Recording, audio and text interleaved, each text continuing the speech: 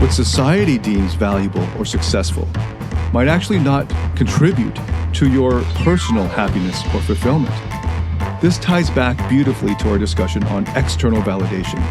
Just like the tree, if we measure our worth by society's often arbitrary standards, like job titles, income levels, or even like social media likes, we're at the mercy of something very fleeting. These are all external markers that change, disappear, or fail to satisfy our deeper yearnings. Welcome to the Masculine Psychology Podcast, where we answer key questions in relationships, attraction, success, and fulfillment. Now, here's your host, world-renowned therapist and life coach, David Tian. Welcome to the Masculine Psychology Podcast. I'm David Tian, your host. And in this episode, we're diving into something that's really big, something that can completely shift the way that you approach your whole life. We're talking about the fastest and only lasting way to tap into true fulfillment, joy, and love, especially if you're an achiever. If you're like many high achievers, you might find yourself caught in what I call the achiever's trap.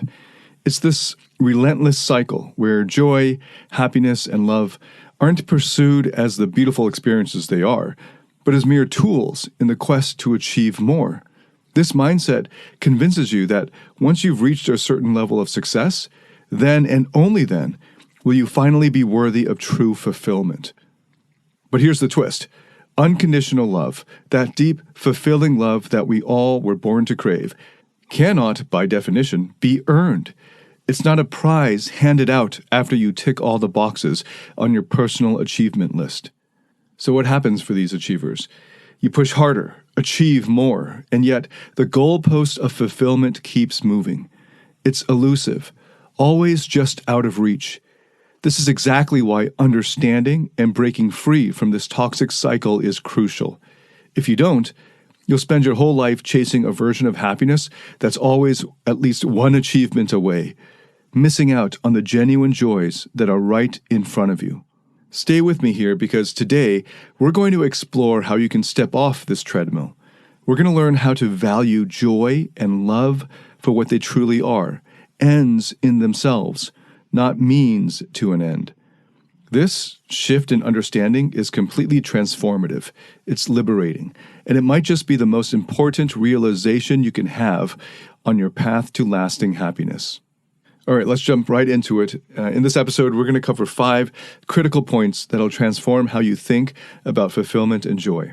So our first point is on the illusion of external validation. So let's unpack this. Many of us, especially those of us who pride ourselves on being achievers, live under the illusion that joy, happiness, and love come from what we accomplish, that our worth is something we can boost through achievements or the applause that we receive from others. This couldn't be further from the truth. Lasting joy, happiness, and love are not contingent on external validation or achievements. It's really helpful here to bring in some insights from internal family systems therapy, or IFS therapy. If you've been following this podcast, you must have heard about IFS therapy because I mention it in almost every episode. IFS therapy is one of the most powerful evidence-based psychotherapeutic approaches. IFS introduces us to the various parts of our psyche, one of which, for achievers, is the achiever-manager part. This part of us tries to protect us by pushing us towards success. It's convinced that the only way to secure safety and self-worth is through achieving. Of course, this approach has its downside. It can lead to a relentless chase for external validation, which never truly satisfies our deeper needs for fulfillment.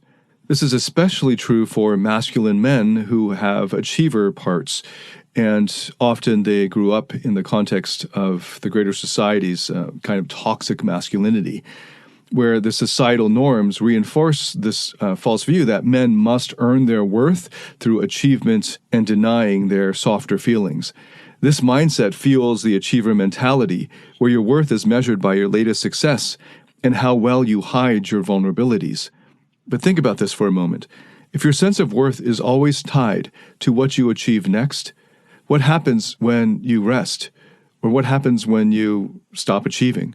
What happens if you fail or make a mistake? The foundation of your self-esteem begins to crumble. That's because it was built on something external, something fleeting. like building your house on sand. Sooner or later, it's going to give way. Now, if we go back to childhood, as most deep-seated psychological patterns do, we see where this need for external validation began for the achiever parts. Many of us were praised only when we did something that our parents thought were noteworthy. Maybe you brought home a good report card and received a lot of praise from your parents then. Unconsciously, subconsciously, you started to believe that to be loved and seen, you needed to perform, you needed to achieve, you needed to please them. What's really tragic about this is the cycle that it ends up conditioning and creating. You achieve, you receive validation, you feel worthy, but temporarily. It fades, it always will, and you're left feeling empty, rushing toward the next achievement, hoping it will fill the void. But it won't, not really. Breaking free from this cycle means understanding and truly believing that your worth isn't a trophy that needs to be won, that it isn't contingent on your latest project or your social status. Your worth, your ability to experience joy, happiness, and love is inherent in you. You are worthy right now as you are, achievements or no achievements. You are worthy of love from the moment you were born. This realization is crucial. It's the cornerstone of building a life where you feel genuinely fulfilled and happy, not because of what you've done, but because of who you are, or even more accurately, that you are, that you exist. So I used to be a university professor of Asian philosophy, and I've been ignoring all of that out of a kind of limiting belief that the English Western audience wouldn't appreciate it, but I'm going to give you the opportunity to live up to a higher expectation and share some insights from ancient Chinese philosophy, some profound wisdom, in this case from the text, the Zhuangzi, one of the great minds and documents of early Taoism. And the Zhuangzi has some incredible insights that can help us understand the ephemeral nature of external markers of success and the importance of finding intrinsic joy in life. Zhuangzi famously questioned the very concept of success and failure, suggesting that these are just constructs that we allow to control us. He tells a story about a tree which is considered useless by carpenters because of its twisted branches. Yet this tree lives a long, undisturbed life precisely because it doesn't fit these conventional expectations. So here, this ancient text, the Zhuangzi, illustrates a profound point. What society deems valuable or successful might actually not contribute to your personal happiness or fulfillment. This ties back beautifully to our discussion on external validation. Just like the tree, if we measure our worth by society's often arbitrary standards, like job titles, income levels, or even like social media likes, we're at the mercy of something very fleeting. These are all external markers that change, disappear, or fail to satisfy our deeper yearnings. Let's think about intrinsic joy, the kind of joy that comes from within and isn't shaken by external circumstances. The Zhuangzi argues that freedom and happiness come from letting go of these societal measures and instead embracing our natural state. He advocates for a return to simplicity, to an alignment with the natural world, which doesn't strive for accolades, but simply exists as it is, beautiful and without pretense. How can we apply this to our lives as modern achievers? It starts by recognizing that the hustle for external validation is like chasing the wind. It's elusive, and even when you catch it, it's never enough.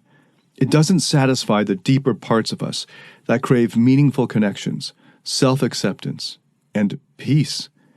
Instead, what if we sought out joy in the simple moments? What if our worth was self-defined, rooted in our qualities and contributions to the world that aren't quantified by traditional measures of success? Imagine the relief when you realize you don't have to prove anything to anyone. Your existence, your intrinsic self, is already complete, already worthy. Incorporating this philosophy into our daily lives isn't just beneficial, it's transformative. It shifts our focus from achieving to being, from competing to experiencing. It allows us to find joy in the here and now, in the small, everyday acts that make up our lives. So taking in the wisdom of the Zhuangzi, don't strive for external validation, but instead for internal peace and joy. Let's remember that like the twisted tree, our unique, unpolished selves are where our true beauty lies. Now let's pivot to our second pivotal point, embracing intrinsic fulfillment. This is all about finding joy, happiness, and love from within, independently of our external accomplishments. Tony Robbins, under whom I did my first life coaching training way back, speaks a lot about the peril of achieving without fulfillment. He illustrates this with a compelling analogy, one that really sticks in my mind. Climbing a ladder fervently only to reach the top and realize it's leaning against the wrong wall. Imagine that for a second. Scaling step after step, pouring your heart into every move, only to discover that all your efforts have brought you further from where you truly wanted to be. It's the wrong wall. This is what happens when we chase goals that don't resonate with our deeper selves. This scenario is a lot more common than you might think. Many of us are so caught up in societal definitions of success that we don't stop to ask ourselves what we genuinely want. We don't pause to consider if our pursuits are making us happy or if they're just boxes that we think we need to check to get somebody's approval or to live up to some arbitrary standard that a parent imposed on us 30 years ago. Genuine contentment doesn't come from achievements or accolades. Instead, it arises from aligning with our personal values, fostering meaningful connections, and nurturing our inner contentment.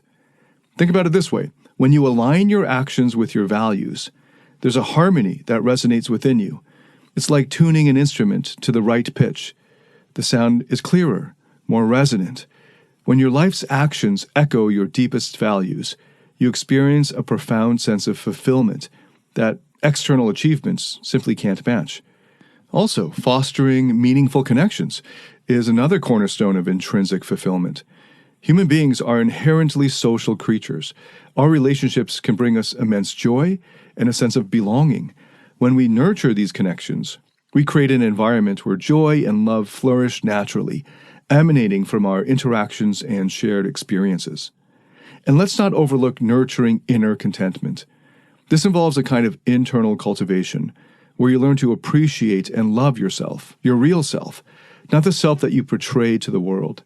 It's about finding peace within your own skin and mind.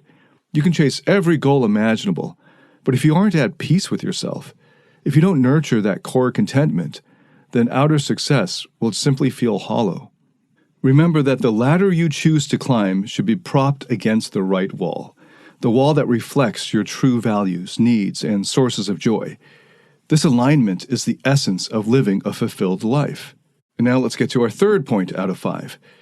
And this is about cultivating emotional well-being.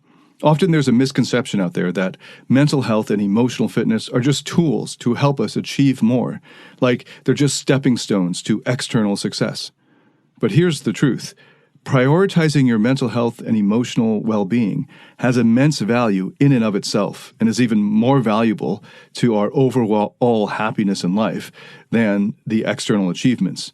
So your mental and emotional health and fitness aren't just means to bump up your productivity or hit your next big career milestone. Because if you think about it, what is it that you're hoping to get from being more productive or getting that next career milestone? If you keep asking this question of what does that get you to every external achievement or accolade, including career milestones, money, etc., the final answer will always be an emotion or a set of emotions. Like I'll finally feel enough, worthy, significant, certain. I finally feel security. I'll finally feel worthy of love and connection. Or at the most basic level, I'll feel good, like how it feels good to contribute to others. There are lots of ways to build your emotional and mental well-being and fitness. I've covered dozens in my podcast already, including IFS therapy, restructuring thoughts with cognitive behavioral therapy, or practicing mindfulness. And these are not just about preventing or managing crises. They're about building a foundation of emotional well-being that enhances every aspect of your life and makes your life enjoyable and meaningful. It's these very emotions themselves that are the whole point of achieving But here's the secret. You don't have to achieve in order to feel these emotions. That was the great lie that was conditioned into us as achievers when we were children. Emotional fulfillment and well-being should never be viewed as a luxury or just a tool for achieving more. It's the whole point of achieving. It's a fundamental part of living a balanced, fulfilling life. No matter their physical strength, for many men, emotions are too much for them to handle. It's why they can't give women the deeper levels of emotional intimacy and connection that they crave. It's why they fail to be the man that modern women desire most. A man with inner strength. A man who has mastered his emotions. Find out how to master your emotions through David Tian's Emotional Mastery Program. The Emotional Mastery Program is a step-by-step system that integrates the best of empirically verified psychotherapy methods and reveals how to master your internal state and develop the inner strength that makes you naturally attractive, happy, and fulfilled. Learn more about this transformational program by going to davidtianphd.com/emotional mastery. That's DAVIDTIANPHD.com/emotional mastery. Now let's move on to the fourth out of 5 points. It's time to challenge the traditional markers of success and ask ourselves what truly brings us joy, fulfillment, and a real sense of purpose. This isn't about what society tells us we should value, but what genuinely resonates with our deepest selves. So let's start by asking, what does success really mean to you? Is it a specific salary, title, or maybe a fancy car? Or is it perhaps the freedom to enjoy your life's passions, the strength of your relationships, or the peace that you find in quiet moments? It's crucial to redefine success on your own terms, to align it with what truly makes your life rich and meaningful. Now, both modern psychology and ancient wisdom traditions have a lot to say on this. From the psychological side, studies show that people who prioritize inner growth and meaningful relationships report higher levels of life satisfaction and happiness. It's not the external achievements that fill their cup. It's the quality of their experiences and the depth of their connections. And now turning to ancient wisdom, let's look at the great text, the Bhagavad Gita. This is an epic script from India that's been guiding seekers for centuries. It teaches about karma yoga, the path of selfless action. Here, success isn't measured by the outcome of your actions, but by the intent and effort that you put into them. It's about doing your best in the present moment, without attachment to how things will turn out. This perspective invites a profound connection with the present and a kind of fulfillment that's not contingent on external rewards. Reflect on this. How often do you pause and appreciate the present moment? When was the last time you felt truly present with a loved one, or deeply engaged in a favorite activity without thinking about what it might lead to or earn you? This shift in perspective isn't just about feeling good. It's about fundamentally changing how we live. It's about moving from a success-oriented to a values-oriented life. Imagine defining your success not by what you accumulate, but by how well you live according to your values and how deeply you connect with others. For a practical takeaway, try this exercise. It's also a good gauge for maturity. For 1 week, at the end of each day, write down moments when you felt genuinely fulfilled, times when you were completely absorbed in what you were doing, connected with others, or at peace. Notice what these moments have in common.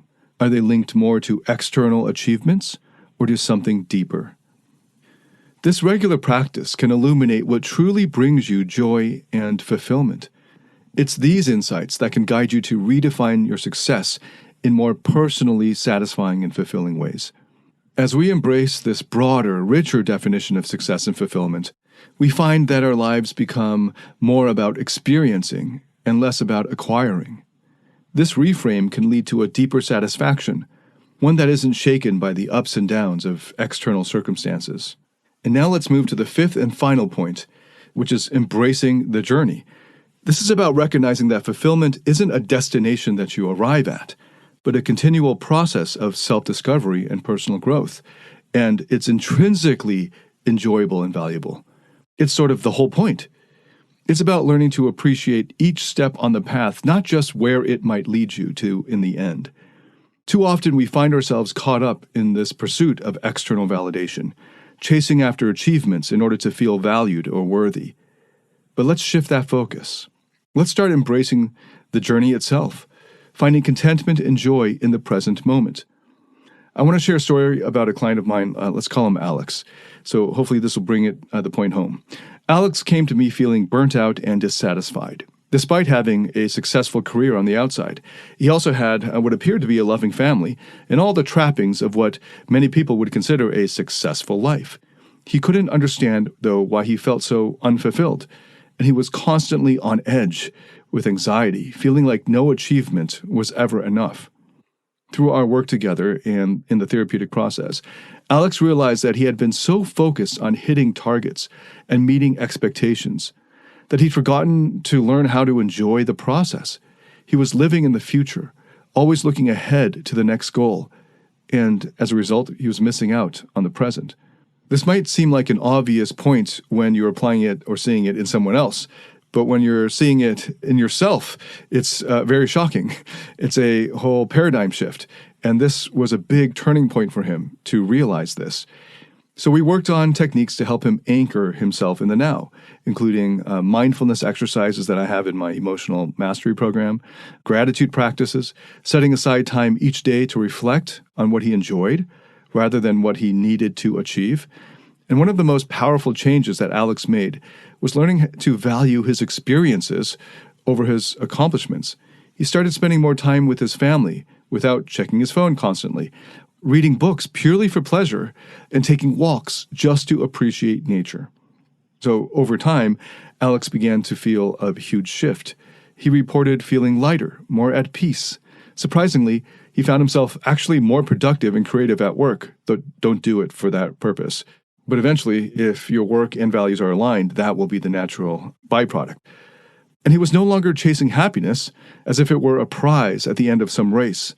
Instead, he was living it, moment by moment.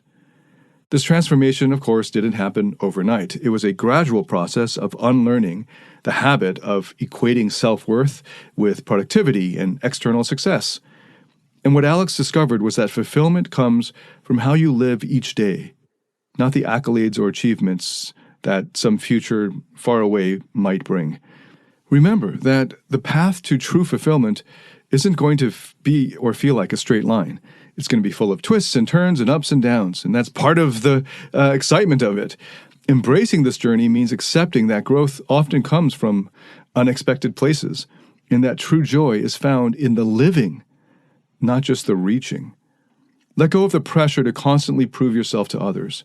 Release the need for external validation, and instead focus on cultivating a deep sense of contentment and joy in the present moment. This doesn't mean that you stop setting goals or striving to better yourself. It means your happiness isn't dependent on reaching those goals. It's about enjoying the ride, not just waiting till you get to the destination. So let me ask you, are you giving yourself the space to enjoy your life right now at this very moment? Not just when you think you've finally made it. You can start small. Just focus on finding joy in the little things. And slowly you might just find that these moments of contentment together build a fulfilling life, and that you can experience that for yourself right here and now. It's not about the destination. It's about the journey, because that's what life is. Embrace it with all its complexities and cherish the growth that can come with each step. I think Alan Watts put it best when he said, and I'll quote him at length directly here because he said it so well, "It's my contention," and again I'm quoting Alan Watts directly, "and my personal opinion, that existence, the physical universe, is basically playful. There's no necessity for it whatsoever. It isn't going anywhere. That is to say, it doesn't have some destination that it ought to arrive at. But it's best understood by analogy with music, because music as an art form is essentially playful. We say you play the piano. You don't work the piano. Why? Music differs, say, from travel. When you travel, you're trying to get somewhere.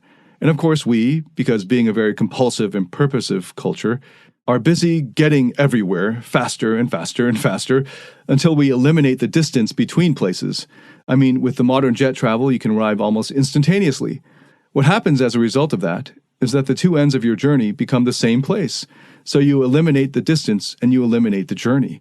Because the fun of the journey is to travel, not to obliterate travel. In music, though, one doesn't make the end of a composition the point of the composition.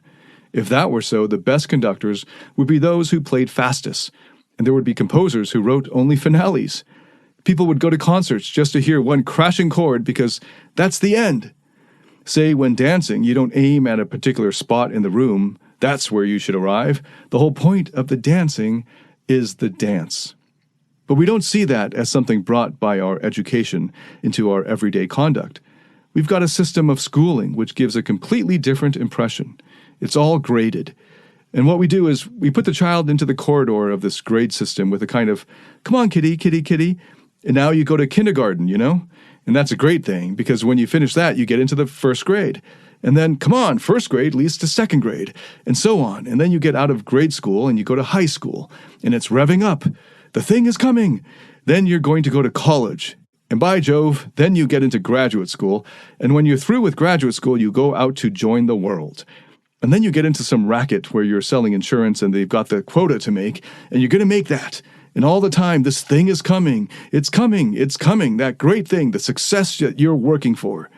Then when you wake up one day, about 40 years old, you say, my God, I've arrived. I'm there. And you don't feel very different from what you've always felt. And there's a slight letdown because you feel there's a hoax. And there was a hoax, a dreadful hoax. They made you miss everything by expectation. Look at the people who live to retire and put those savings away.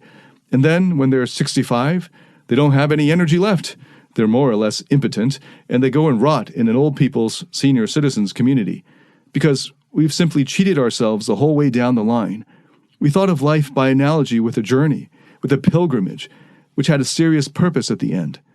And the thing was to get to the end, success, or whatever it is, or maybe heaven, after you're dead. But we missed the point the whole way along. Life was a musical thing, and you were supposed to sing or to dance while the music was being played. But you had to do that thing. You didn't let it happen. Okay, so that's my horrible reading of Alan Watts's That Radio Show. You should hear it in his original English accent.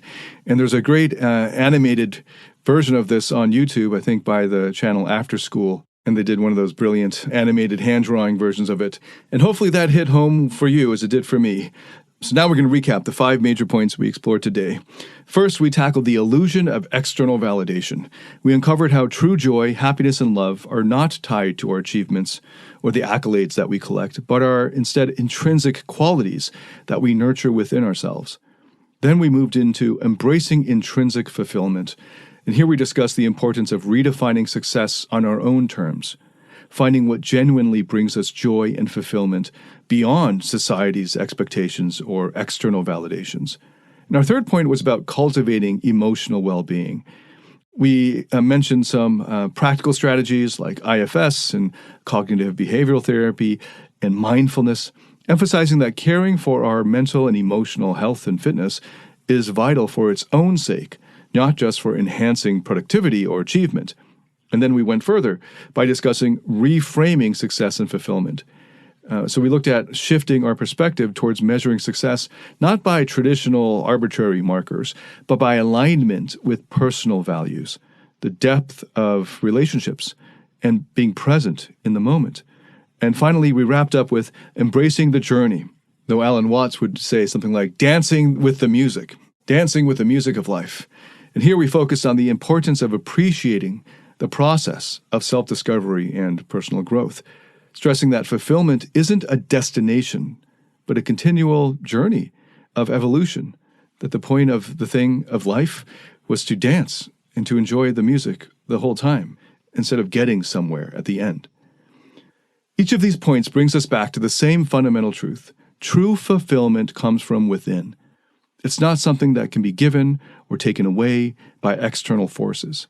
It's something that we cultivate in ourselves through our attitudes, our values, and our daily practices. Thank you so much for listening. If you like this, hit a like or subscribe or follow on whatever platform you're listening to this on. Give it a good rating on whatever platform you're listening to this on. And if this has helped you in any way, please share it with anyone else that you think could benefit from it. If you would like to work with me one-on-one on a future podcast episode, please send an email with your background and the issues that you'd like to work on. Send an email to support@ davidtianphd.com. Again, thanks so much for listening. I look forward to welcoming you to the next episode. Until then, David Tian, signing out.